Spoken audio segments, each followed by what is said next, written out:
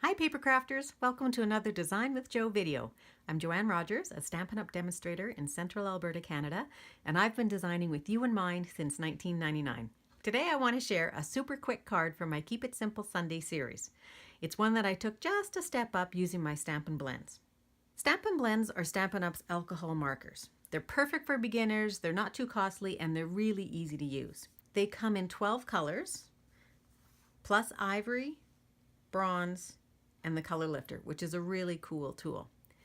Each color comes in a light and a dark version. So this is a light cherry cobbler and this is a dark cherry cobbler. And you can buy them individually or you can buy them as a combo. The marker has both a brush tip and a bullet tip. And the brush tip has a thick line and a picture of the brush. And the bullet tip has a thin line and a picture of the bullet tip. When you take the end off, it will actually come off with a little snap. And that's because it's got a really tight fit. And it will also fit in the end of the other cap. So it's not going to roll off your table. You're not going to lose it somewhere. To put the cap back on, just have a listen. It goes on with a really sharp snap or a click. And that's what you want to hear. With an alcohol marker, you want to keep it capped all the time when you're not using it.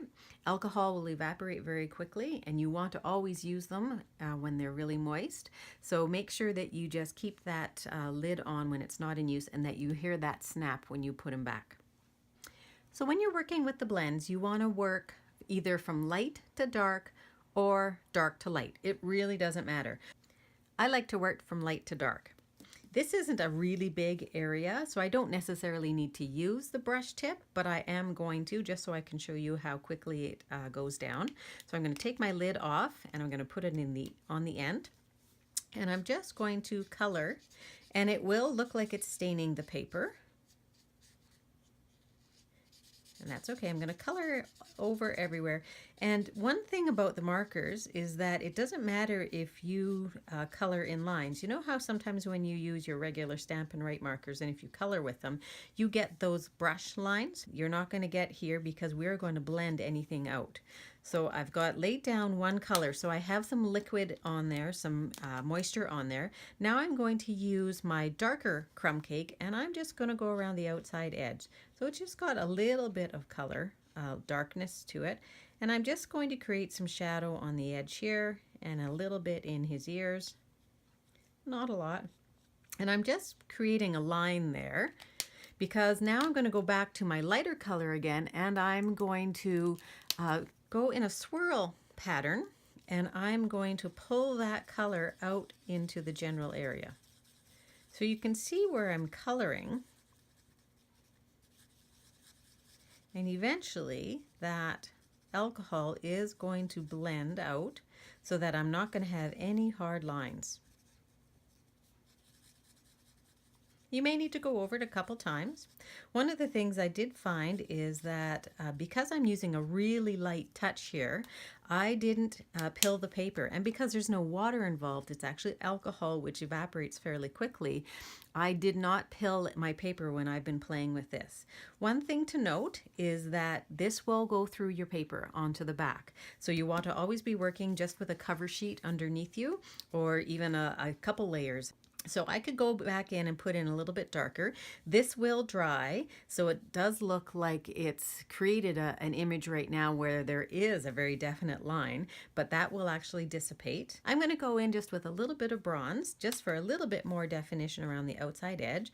It's got more brown tone to it than the crumb cake does, so think about chocolate chip or soft suede kind of color. So I've just put a little bit right along the edge. And then I'm going to go back in with my light color. I'm going to use my brush tip again.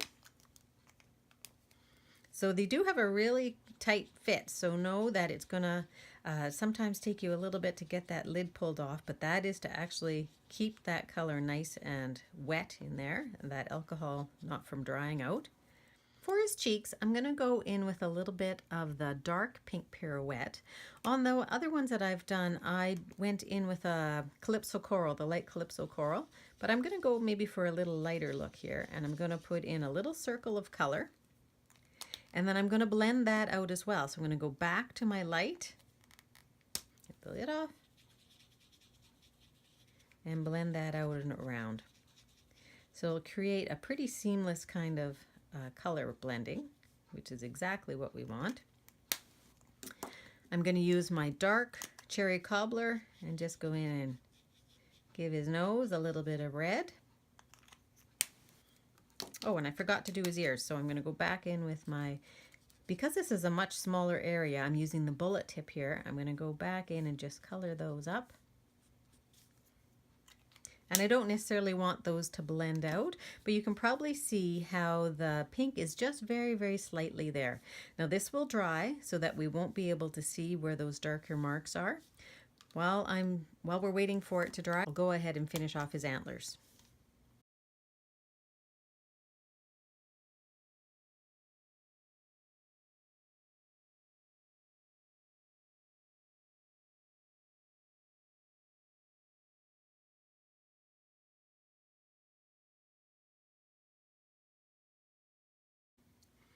So I want to show you that color lifter. So I've put the dark cherry cobbler on his nose, and I'm going to pick up just a little bit of color.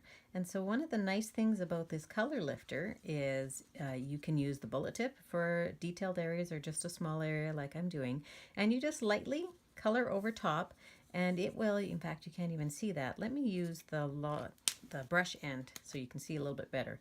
If you go lightly over top, it will actually pick up color, and you just take it and very lightly run it on your paper, and just like a blender pen, it actually will take that color and remove it, and you can't really see it on the end there anymore. And what it's done is, I think you can probably see it's just a little bit lighter here, just got a little bit of a what's the word I want, highlight right there on his nose. Also, if you go outside your edges, let's say that I'd gone over here with a little bit of dark and I didn't want it there, then you can just pick it up. It won't take it back completely to white. So if I were working on white, it won't get it back to completely white, but it will remove a fair bit of color.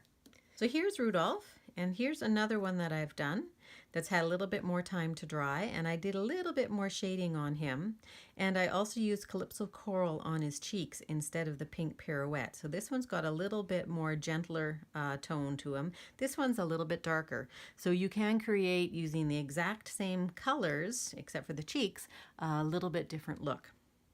So now I'll go ahead and I'll finish making the card for you so you can see how quickly it goes together. I've got all of my card pieces assembled. You're going to start with a piece of chocolate chip that is 4 by 5 1/4, and I have run this one through the Big Shot already and embossed it using the Brick Wall embossing folder. And you're just going to put that on top of your piece of real red, and the real red is 5.5 by 8.5, and I've put fast fuse on here. Whenever you're working with something that is dry embossed, you want fast fuse so that it will hold it together fairly quickly, fairly strongly. So I've put that together. I'm going to use real red ink, and I'm going to ink up my greeting. Now, because my reindeer is going to sit on the left, I want to just put my greeting onto the right. And one of the tricks when you're using a polymer stamp is to stamp on your paper piercing mat, on your piercing mat, and that will allow you to get a little bit of give to your stamp, so it actually will give you a little bit better impression. So again, I'm going to use fast fuse on this because it is going on top of the embossed image this time. So I put that on top. And then I'm going to use dimensionals to put Rudolph on.